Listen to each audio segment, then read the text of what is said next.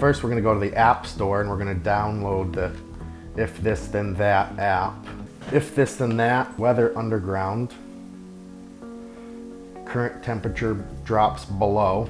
Emerson Swan wants us to use 40 degrees. Choose your location. We're currently in Hadley, and then we're going to create our trigger. The Mass Save rebate requires integrated controls to be integrated into your existing oil or propane heating system.